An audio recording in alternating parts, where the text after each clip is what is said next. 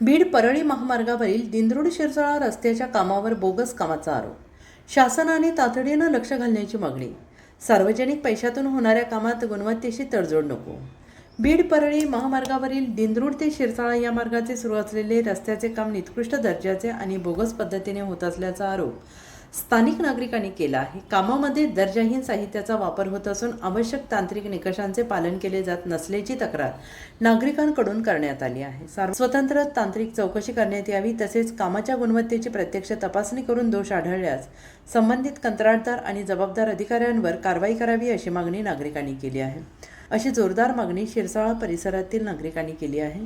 सार्वजनिक पैशातून होणाऱ्या कामात गुणवत्तेशी तडजोड नको अशी भूमिका नागरिकांनी व्यक्त केली आहे।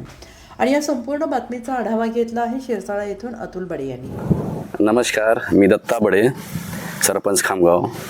मी उभा आहे तेलगाव परळी या राष्ट्रीय महामार्गावर। या ठिकाणी हे जी राष्ट्रीय महामार्गाचं काम चालू आहे त्या कामाचं पद्धत अत्यंत निकृष्ट आणि अत्यंत ह्याची आहे।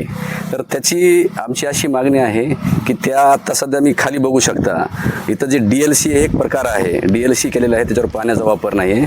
त्याच्यानंतर माझ्या पाठीमागं एक PQC केलेले आहे आणि जे खडी टाकत आहेत ते खडी वाळू माती मिश्रित आहे।